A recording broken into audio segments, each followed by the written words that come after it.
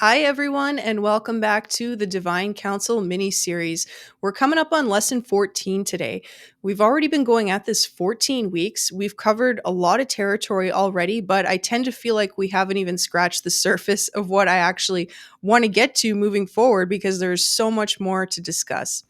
So, coming on the heels of last week, we dove into the world of idolatry. Just a quick recap, we looked at some of the ancient cultures and tendencies around idolatry, such as when a person would craft an idol with their hands and then perform what's called an open mouth ceremony, at which point they would invite the deity or their respective god to come down and animate that idol so that the people could have a localized place for which to communicate with that idol. This is obviously in stark contrast to the relationship that we have with Yahweh. We don't call him down, right? His presence above the Ark of the Covenant was invisible. He lives inside of us via the Holy Spirit. So it's complete opposite to how we actually see it in the ancient cultures where they would essentially manipulate their gods, and we don't do that with Yahweh. We looked at the teraphim. We examined that curious story from Rachel and Laban. We looked at the fact that they were household gods, that they were essentially small in most cases, as we saw in Genesis 31 there, where Rachel hid the teraphim beneath her. But then we see a stark contrast of them being essentially the size of a person, or at least the size of David, as it says in the text. So we looked at that. We looked at different forms of worship. We looked at not only crafting the idols, but taking a legitimate object and actually forming a cult around it, such as the bronze snake. This is something that God commanded Moses to erect, but now the people have since turned it into something that is very cultish. And then we ended off with looking at idolatry in the modern time. And this was something that was very important to me because quite often, I don't know if you guys have seen this on the internet, but there's plenty of Christian influencers out there that will tell you anything that you enjoy doing, such as your hobbies, the foods you eat, exercising at the gym, the TV shows you watch, any of your extracurricular activities. These are all forms of idolatry. You need to put those away and go home and spend time with God. Well, if you understand the Hebrew Bible, if you understand the original context, you will know that that is not idolatry. Idolatry is worshiping something or someone as if it were God. And I don't know about you, but my God lives inside of me. He goes with me wherever I go. The Holy Spirit is always with me. I don't put Yahweh in a corner for when I get home. He's always with me, whether I'm at the gym, whether I'm at the store, when I'm eating dinner, he's always with me. So I think we can kibosh that. And that's all we're going to say about that.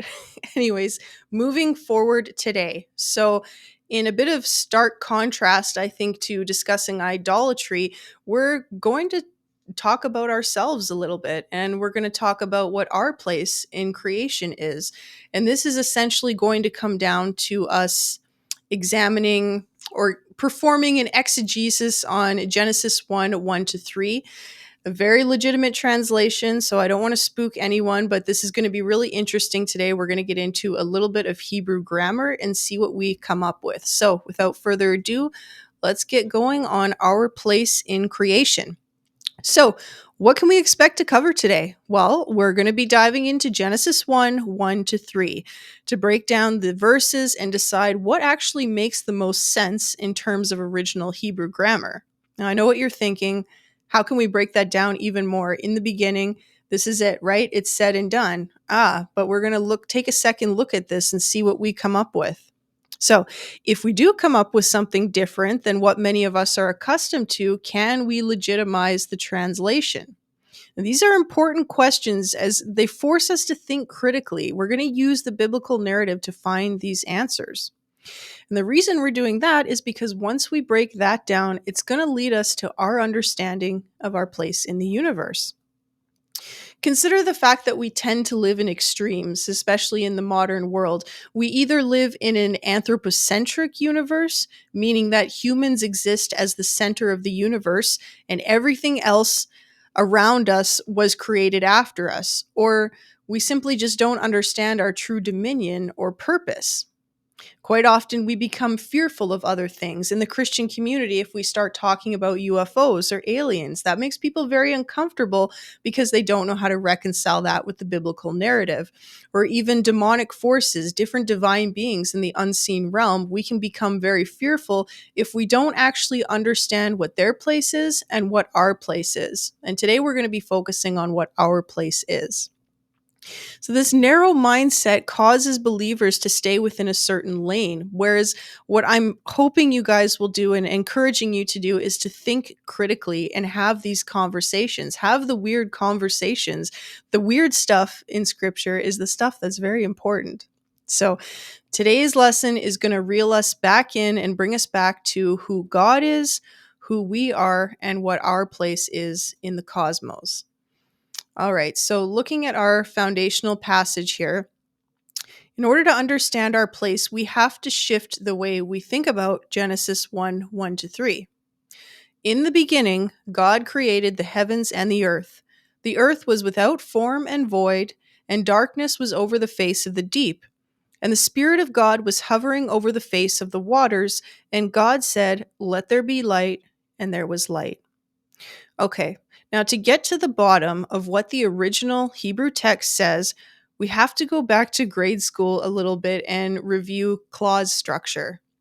So, what is a clause? A clause is a group of words containing both a subject and a verb, and it may or may not convey a complete thought. So we have two different types of clauses. We have independent clauses and we have dependent clauses. Now, independent clauses contain a subject and a verb and express a complete thought. In other words, it is a sentence that can stand alone, such as, "I ate dinner in my kitchen last night." That's great. That gives you all the information you need. You don't feel like there's something else you're waiting for. It's a complete clause. Now, dependent clauses contain the subject and verb, but do not convey a complete thought. They cannot stand alone. For example, if I were to say, "When I ate dinner last night," yada, yada, yada, what else? There's something that it feels like there's something that's supposed to be coming after that. Okay, makes sense. So we have independent and dependent clauses, stand alone versus cannot stand alone. So if we plug this into Genesis 1 1 to 3, we have to decide when we read these three verses, is verse 2 part of a sequence or a chronology? Now, the traditional thought on this is that it was assumed that 1 led to 2, 2 is the result of 1, and 1 and 2 are leading to 3. If I just go back here, in the beginning, God created the heavens and the earth. So that's the first thing that happened, and it leads us to 2. The earth was without form and void, and darkness was over the face of the deep, and the Spirit of God was hovering over the face of the waters. So if we're speaking chronologically, then 3 is the natural progression, and God said, "Let there be light," and there was light.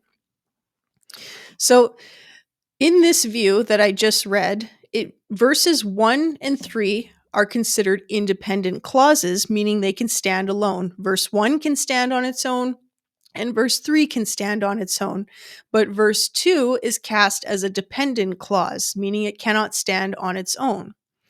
So if we go with the words "in the beginning," we need to be mindful of the fact that vowels didn't even start existing until the 8th century AD. We have the Hebrew squiggles and dots, and the vowel system wasn't actually entirely invented until the Middle Ages. So we're not in the original text. We're not dealing with vowels. Most students of the Hebrew text are aware of that. So if the writer wanted to follow strict Hebrew rules, though, and make sure the reader knew he was talking about "in the beginning," he would have used a vowel marked by a symbol that looks like a letter T, as you see there on the screen. There's that little T. And the word there is pronounced Bareshit, B-A-R, Bareshit. So this T underneath the character here lets you know that there's a definite article there. So this would be "in the beginning." This is what that would look like. But what happens if we reconfigure it? So if we opt for when God began to create, and stay with me now, stay with me. This is completely legitimate, I promise.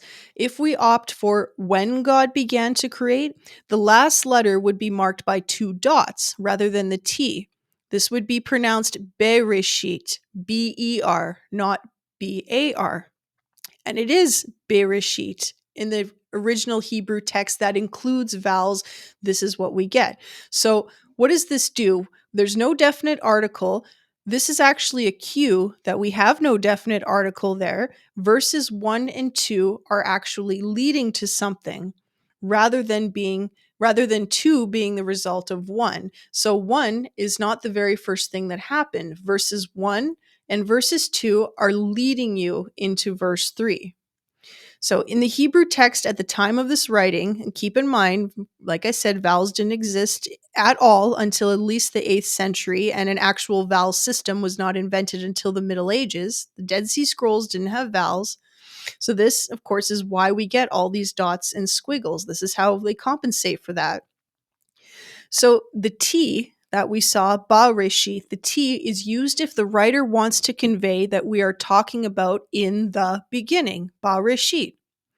That's not the case in the text, though. We get the dots in the Hebrew text. Because we have the dots in the Hebrew text, we know that there is no definite article. So we have Bereshit, B-E-R. So this is the translation that we get from the Hebrew text that include vowels. We get the dots there. We don't get the T. We have Bereshit. So putting all the pieces together. So that was a bit of a grammar lesson, took us back to grade school a bit, but where is this exactly leading us? Well, it leads us to the completely legitimate translation of when God began to create the heavens and the earth. Now the earth was without form and void, and darkness was upon the face of the deep, and the Spirit of God was hovering over the face of the waters. Then God said, "Let there be light," and there was light. Wow, what a powerful rendition of that. What we have here is a series of dependent clauses rather than independent ones. So verses 1 and verses 2 are leading us to verse 3. So verse 3 is actually God's first act of creation. Let there be light, and there was light. So there's a different feel to this. Now, what the writer is doing is letting us know about the conditions that already exist before God's first act of creation. So, verse 3 is the thing that God speaks into existence. That's the first thing, the light. This is strict Hebrew syntax. Syntax just means the sentence structure and the relationship between the clauses. So, if we are going to obey all Hebrew syntax rules, this is what we get. When God began to create, it's leading us to his first act of creation in verse 3. All right. So now that we understand the grammar a little bit, this leads us into our actual place. It leads us to dispel the misunderstanding that humans came into the world at the same time as the cosmos or the universe was created, and that we live in an anthropocentric universe where humans are the absolute center of the universe. That's just not the case.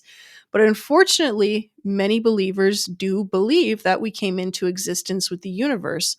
As I said, this makes it very hard to account for other things happening in other realms that through the divine counsel knowledge, I think we're all becoming very much aware of. It's very hard to account for that stuff if we see ourselves as being the center of everything. We were born after the creation of the cosmos. Let's look at Job 38, 4-7, for example. This explains the point beautifully. Where were you when I laid the foundation of the earth? Tell me if you have understanding. Who determined its measurements? Surely you know. Or who stretched the line upon it? On what were its bases sunk? Or who laid its cornerstone when the morning stars sang together and all the sons of God shouted for joy?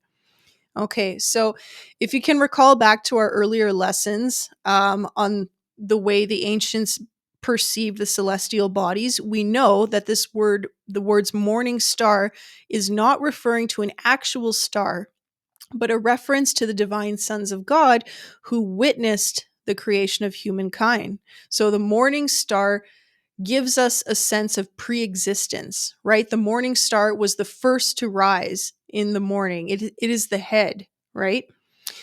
Let's look at Revelation 22:16. Jesus says, I am the root and the offspring of David and the bright morning star. So Jesus, the first over all creation, everything was created through him and for him in the entire universe, in all of the cosmos.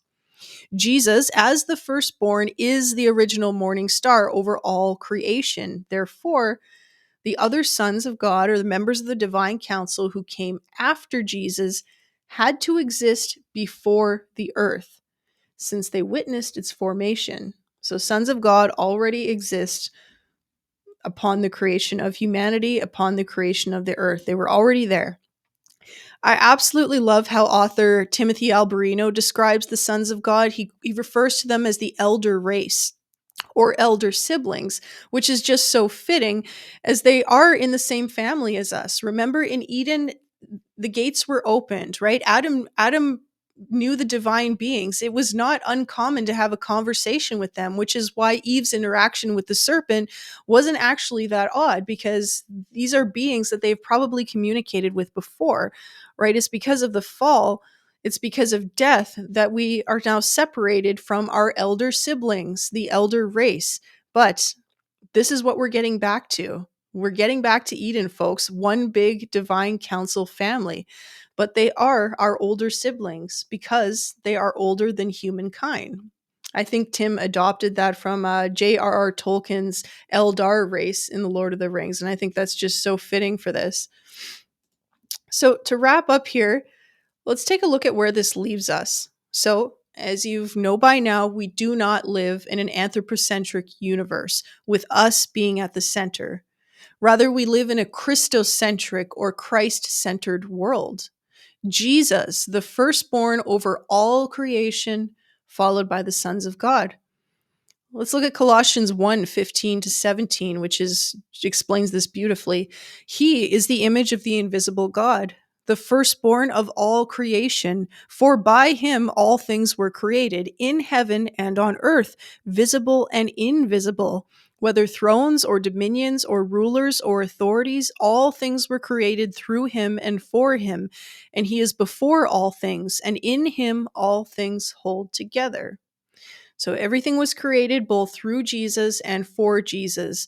And when we reference principalities there, this is representative of other realms, right? We're not just talking about what is seen, but what is unseen. And there's a lot more that is unseen besides just the demons, right? Just besides what we know of off the cuff from the biblical narrative. There's much more to the story.